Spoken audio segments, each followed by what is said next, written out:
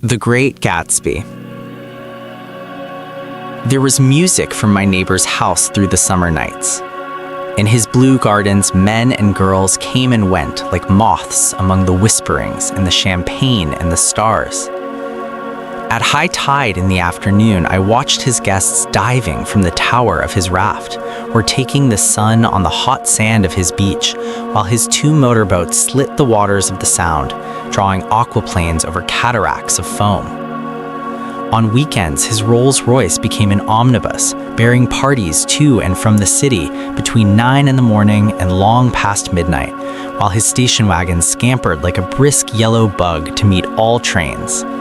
And on Mondays, 8 servants, including an extra gardener, toiled all day with mops and scrubbing brushes and hammers and garden shears, repairing the ravages of the night before. Every Friday, 5 crates of oranges and lemons arrived from a fruiterer in New York. Every Monday, these same oranges and lemons left his back door in a pyramid of pulpless halves. There was a machine in the kitchen which could extract the juice of 200 oranges in half an hour if a little button was pressed 200 times by a butler's thumb. At least once a fortnight, a corps of caterers came down with several hundred feet of canvas and enough colored lights to make a Christmas tree of Gatsby's enormous garden. On buffet tables garnished with glistening hors d'oeuvres, spiced baked hams crowded against salads of harlequin designs, and pastry pigs and turkeys bewitched to a dark gold. In the main hall, a bar with a real brass rail was set up, and stocked with gins and liquors, and with cordials so long forgotten that most of his female guests were too young to know one from another. By 7 o'clock, the orchestra has arrived, no thin 5-piece affair, but a whole pit full of oboes and trombones and saxophones and viols and cornets and low and high drums.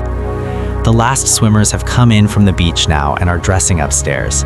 The cars from New York are parked 5 deep in the drive, and already the halls and salons and verandas are gaudy with primary colors and hair shorn in strange new ways, and shawls beyond the dreams of Castile.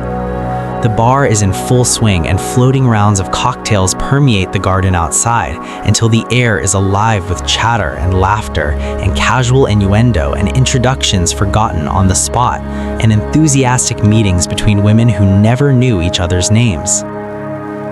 The lights grow brighter as the earth lurches away from the sun, and now the orchestra is playing yellow cocktail music, and the opera of voices pitches a key higher.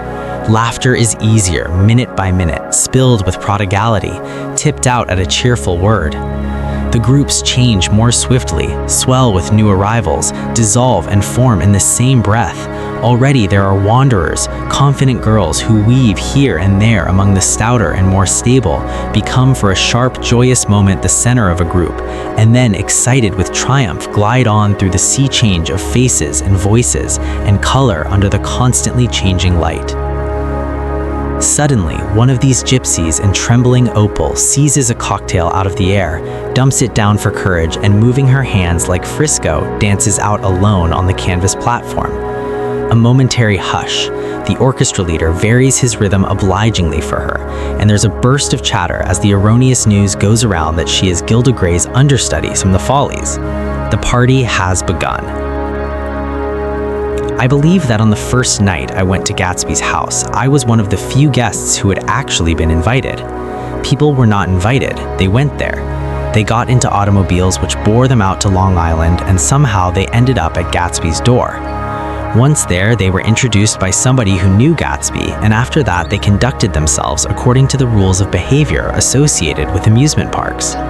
Sometimes they came and went without having met Gatsby at all, came for the party with a simplicity of heart that was its own ticket of admission. I had been actually invited. A chauffeur in a uniform of robin's egg blue crossed my lawn early that Saturday morning with a surprisingly formal note from his employer. The honor would be entirely Gatsby's, it said, if I would attend his little party that night. He had seen me several times and had intended to call on me long before, but a peculiar combination of circumstances had prevented it. Signed Jay Gatsby in a majestic hand.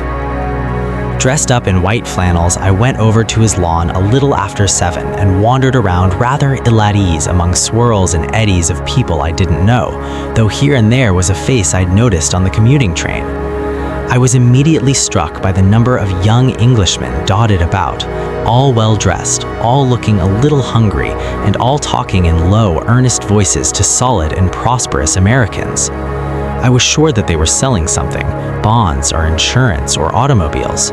They were, at least, agonizingly aware of the easy money in the vicinity and convinced that it was theirs for a few words in the right key. As soon as I arrived, I made an attempt to find my host, but the 2 or 3 people of whom I asked his whereabouts stared at me in such an amazed way and denied so vehemently any knowledge of his movements that I slunk off in the direction of the cocktail table, the only place in the garden where a single man could linger without looking purposeless and alone.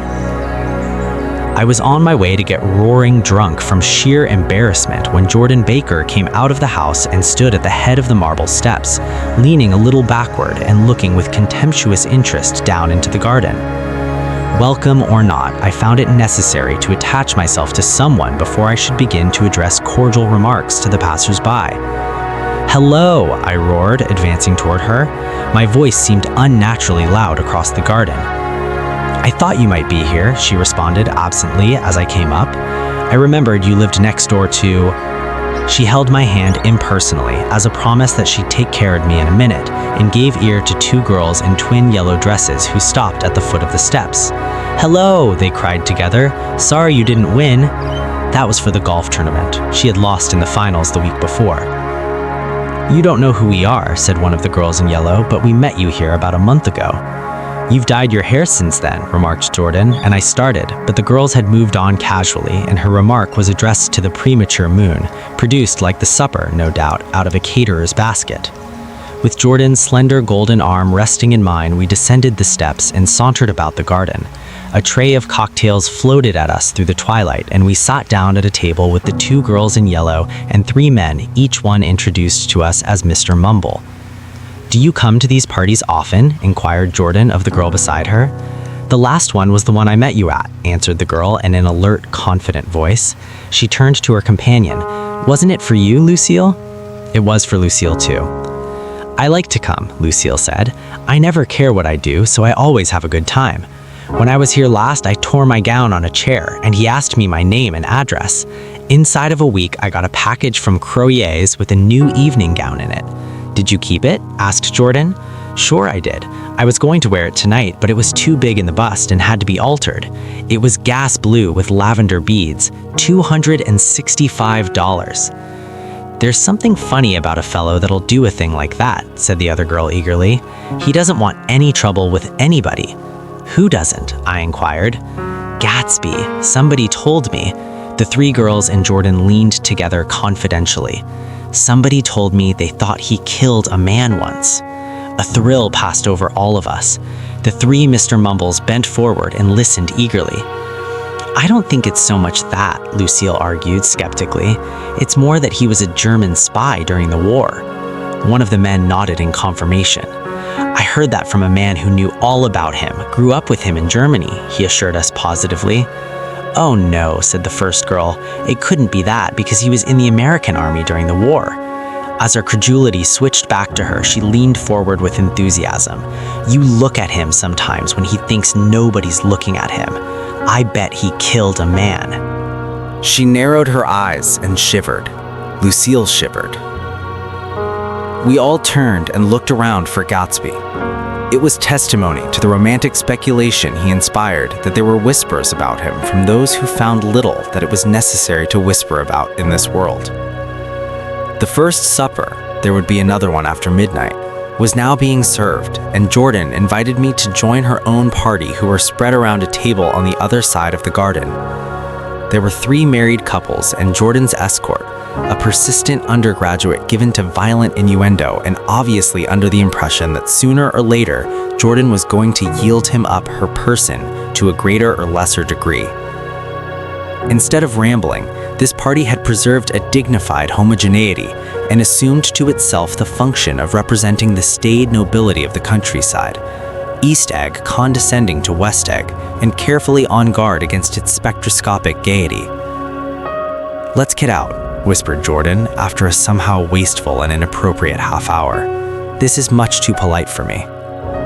We got up and she explained that we were going to find the host. I had never met him, she said, and it was making me uneasy. The undergraduate nodded in a cynical, melancholy way. The bar, where we glanced first, was crowded, but Gatsby was not there. She couldn't find him from the top of the steps, and he wasn't on the veranda. On a chance, we tried an important-looking door and walked into a high Gothic library, paneled with carved English oak and probably transported complete from some ruin overseas. A stout, middle-aged man with enormous owl-eyed spectacles was sitting somewhat drunk on the edge of a great table, staring with unsteady concentration at the shelves of books. As we entered, he wheeled excitedly around and examined Jordan from head to foot. "What do you think?" he demanded impetuously. "About what?" He waved his hand toward the bookshelves. "About that. As a matter of fact, you needn't bother to ascertain. I ascertained. They're real. The books?" He nodded. "Absolutely real. Have pages and everything. I thought they'd be a nice durable cardboard. Matter of fact, they're absolutely real. Pages and... Here, let me show you." Taking our skepticism for granted, he rushed to the bookcases and returned with Volume 1 of the Stoddard Lectures. "See?" he cried triumphantly. "It's a bona fide piece of printed matter. It fooled me. This fella's a regular Belasco. It's a triumph. What thoroughness, what realism. Knew when to stop, too, didn't cut the pages. But what do you want? What do you expect?" He snatched the book from me and replaced it hastily on its shelf, muttering that if one brick was removed, the whole library was liable to collapse. "Who brought you? Or did you just come?" "I was brought. Most people were brought." Lucille looked at him alertly, cheerfully, without answering. "I was brought by a woman named Roosevelt, Mrs. Claude Roosevelt. Do you know her? I met her somewhere last night. I've been drunk for about a week now, and I thought it might sober me up to sit in the library." "Has it?" "A little bit, I think. I can't tell yet. I've only been here an hour." "Did I tell you about the books? They're real. You told us." We shook hands with him gravely and went back outdoors. There was dancing now on the canvas in the garden. Old men pushing young girls backward in eternal graceless circles, superior couples holding each other tortuously, fashionably, and keeping in the corners, and a great number of single girls dancing individualistically or relieving the orchestra for a moment of the burden of the banjo or the traps. By midnight, the hilarity had increased. A celebrated tenor had sung in Italian, and a notorious contralto had sung in jazz, and between the numbers, people were doing stunts all over the garden, while happy, vacuous bursts of laughter rose toward the summer sky. A pair of stage twins, who turned out to be the girls in yellow, did a baby act in costume, and champagne was served in glasses bigger than finger bowls. The moon had risen higher, and floating in the sound was a triangle of silver scales, trembling a little to the stiff, tinny drip of the banjos on the lawn. I was still with Jordan Baker. We were sitting at a table with a man of about my age and a rowdy little girl who gave way upon the slightest provocation to uncontrollable laughter. I was enjoying myself now. I had taken 2 finger bowls of champagne, and the scene had changed before my eyes into something significant, elemental, and profound. At a lull in the entertainment, the man looked at me and smiled. "Your face is familiar," he said politely. "Weren't you in the 3rd Division during the war?" "Why, yes, I was in the 9th Machine Gun Battalion." "I was in the 7th Infantry until June 1918. I knew I'd seen you somewhere before." We talked for a moment about some wet, gray little villages in France. Evidently, he lived in this vicinity, for he told me that he had just bought a hydroplane and was going to try it out in the morning. "Want to go with me, old sport? Just near the shore along the Sound." "What time?" "Any time that suits you best." It was on the tip of my tongue to ask his name when Jordan looked around and smiled. "Having a gay time now?" she inquired. "Much better." I turned again to my new acquaintance. "This is an unusual party for me. I haven't even seen the host. I live over there." I waved my hand at the invisible hedge in the distance, and this man, Gatsby, sent over his chauffeur with an invitation. For a moment, he looked at me as if he failed to understand. "I'm Gatsby," he said suddenly. "What?" I exclaimed. "Oh, I beg your pardon. I thought you knew, old sport. I'm afraid I'm not very good a host." He smiled understandingly, much more than understandingly. It was one of those rare smiles with a quality of eternal reassurance in it that you may come across 4 or 5 times in life. It faced, or seemed to face, the whole external world for an instant and then concentrated on you with an irresistible prejudice in your favor. It understood you just so far as you wanted to be understood, believed in you as you would like to believe in yourself, and assured you that it had precisely the impression of you that at your best you hoped to convey. Precisely at that point, it vanished, and I was looking at an elegant young roughneck, a year or 2 over 30, whose elaborate formality of speech just missed being absurd. Sometime before he introduced himself, I'd gotten a strong impression that he was picking his words with care. Almost at the moment when Mr. Gatsby identified himself, a butler hurried toward him with the information that Chicago was calling him on the wire.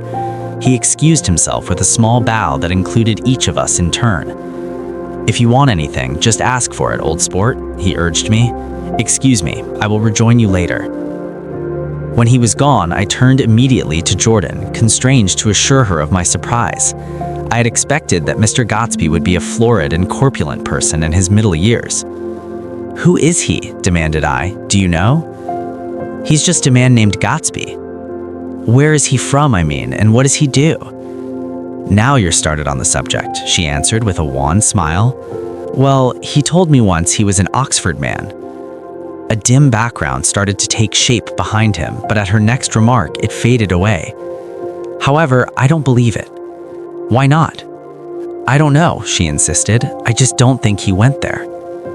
Something in her tone reminded me of the other girls' "I think he killed a man," and had the effect of stimulating my curiosity.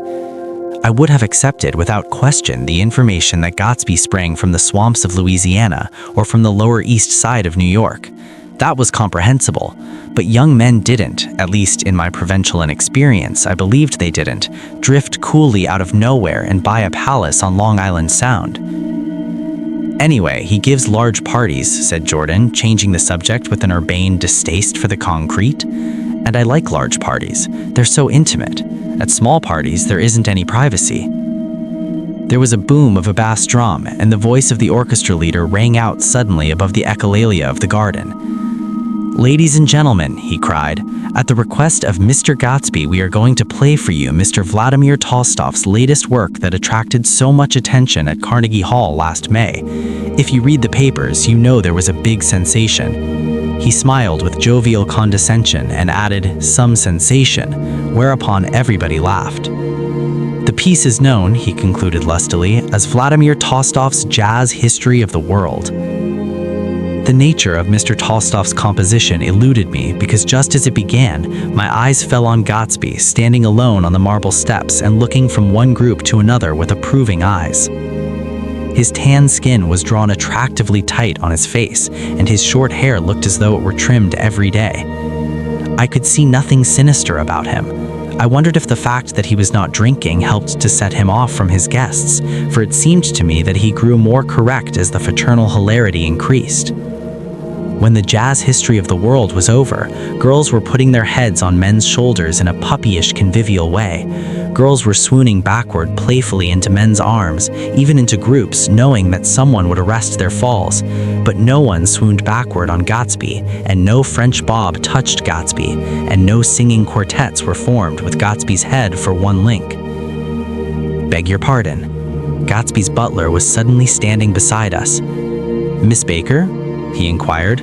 "Beg your pardon, but Mr. Gatsby would like to speak to you alone." "With me?" she exclaimed in surprise. "Yes, madame." She got up slowly, raising her eyebrows at me in astonishment, and followed the butler toward the house. I noticed that she wore her evening dress, all her dresses, like sports clothes. There was a jauntiness about her movements, as if she had first learned to walk on golf courses on clean, crisp mornings. I was alone, and it was almost 2. For some time, confused and intriguing sounds had issued from a long, many-windowed room which overhung the terrace. Eluding Jordan's undergraduate, who was now engaged in an obstetrical conversation with two chorus girls and who implored me to join him, I went inside. The large room was full of people. One of the girls in yellow was playing the piano, and beside her stood a tall, red-haired young lady from a famous chorus, engaged in song. She had drunk a quantity of champagne, and during the course of her song, she had decided ineptly that everything was very, very sad. She was not only singing, she was weeping too.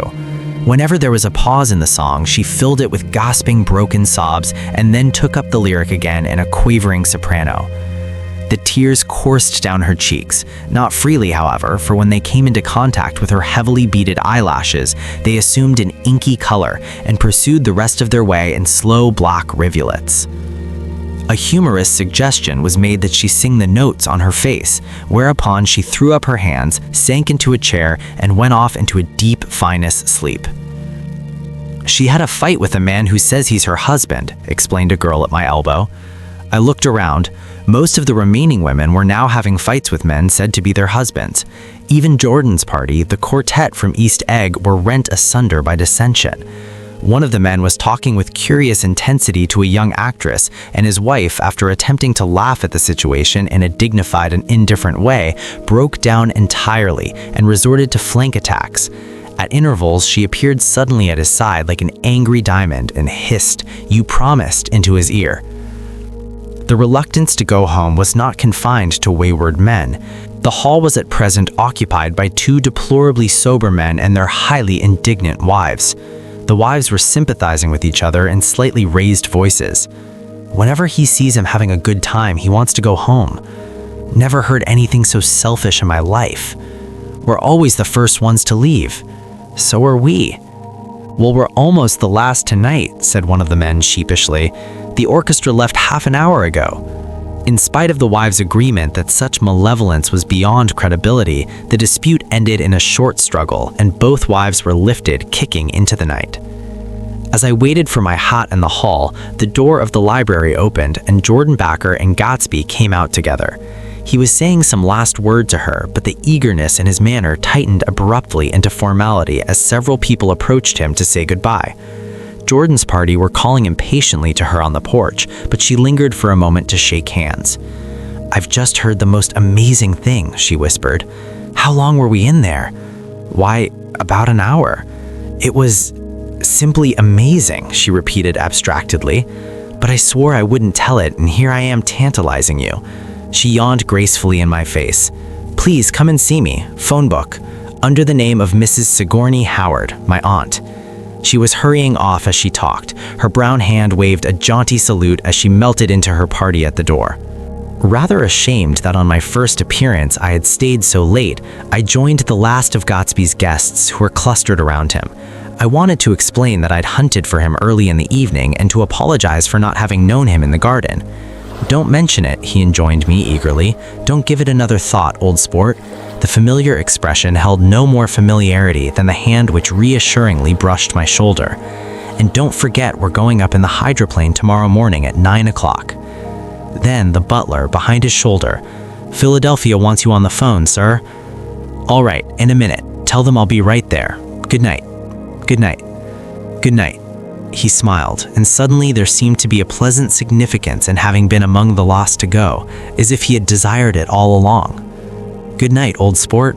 Good night." But as I walked down the steps, I saw that the evening was not quite over. 50 feet from the door, a dozen headlights illuminated a bizarre and tumultuous scene. In the ditch beside the road, right side up but violently shorn of one wheel, rested a new coupe which had left Gatsby's drive not 2 minutes before. The sharp jut of a wall accounted for the detachment of the wheel, which was now getting considerable attention from half a dozen curious chauffeurs. However, as they had left their cars blocking the road, a harsh, discordant din from those in the rear had been audible for some time and added to the already violent confusion of the scene. A man in a long duster had dismounted from the wreck and now stood in the middle of the road, looking from the car to the tire and from the tire to the observers in a pleasant, puzzled way. "See," he explained, "it went in the ditch." The fact was infinitely astonishing to him, and I recognized first the usual quality of wonder, and then the man. It was the late patron of Gatsby's library. How did it happen? He shrugged his shoulders. I know nothing whatever about mechanics, he said decisively. But how did it happen? Did you run into the wall? Don't ask me, said Owl Eyes, washing his hands of the whole matter. I know very little about driving, next to nothing. It happened and that's all I know. Well, if you're a poor driver, you oughtn't to try driving at night. But I wasn't even trying, he explained indignantly. I wasn't even trying. An odd hush fell upon the bystanders. Do you want to commit suicide? You're lucky it was just a wheel, a bad driver and not even trying? You don't understand, explained the criminal. I wasn't driving. There's another man in the car. The shock that followed this declaration found voice in a sustained "ah" as the door of the coupe swung slowly open. The crowd, it was now a crowd, stepped back involuntarily, and when the door had opened wide, there was a ghostly pause. Then, very gradually, part by part, a pale, dangling individual stepped out of the wreck, pawing tentatively at the ground with a large, uncertain, dancing shoe. Blinded by the glare of the headlights and confused by the incessant groaning of the horns, the apparition stood swaying for a moment before he perceived the man in the duster. "What matter?" he inquired calmly. "Did we run out of gas?" "Look." Half a dozen fingers pointed at the amputated wheel. He stared at it for a moment and then looked upward as though he suspected that it had dropped from the sky. "It came off," someone explained. He nodded. "At first I didn't notice we'd stopped." A pause. Then, taking a long breath and straightening his shoulders, he remarked in a determined voice, "Wonder if he'd tell me where there's a gasoline station." At least a dozen men, some of them little better off than he was, explained to him the wheel and the car were no longer joined by any physical bond. "Back out," he suggested after a moment. "Put her in reverse." "But the wheel's off." He hesitated. "No harm in trying," he said. The caterwauling horns had reached a crescendo, and I turned away and cut across the lawn towards home. I glanced back once. A wafer of a moon was shining over Gatsby's house, making the night fine as before and surviving the laughter and the sound of his still glowing garden.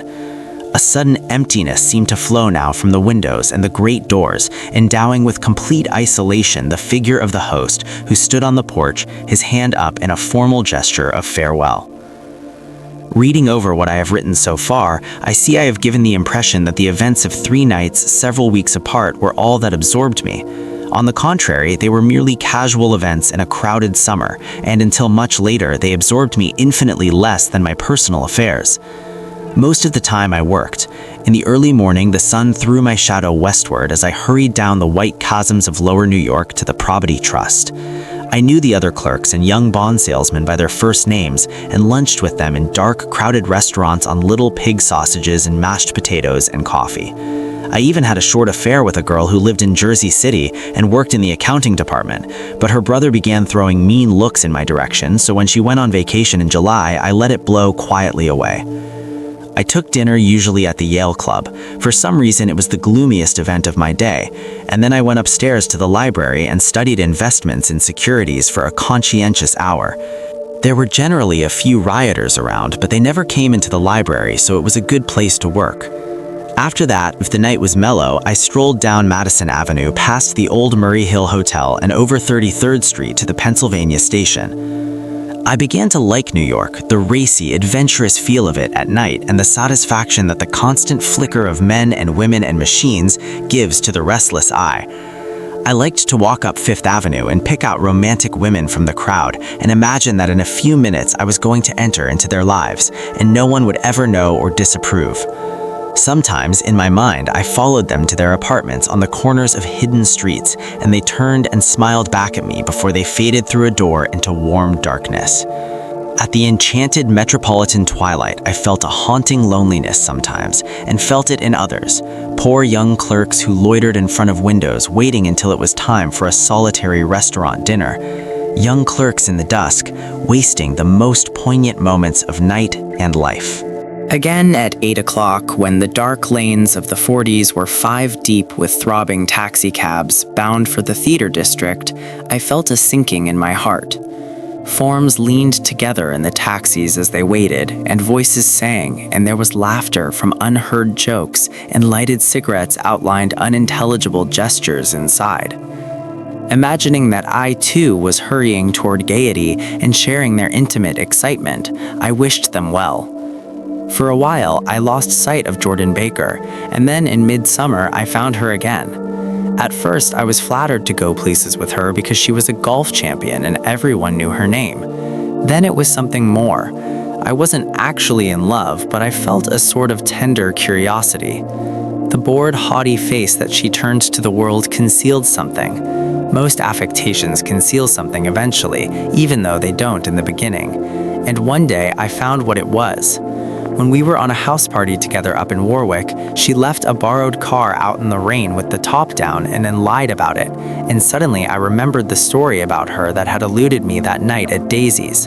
At her first big golf tournament, there was a row that nearly reached the newspapers, a suggestion that she had moved her ball from a bad lie in the semifinal round.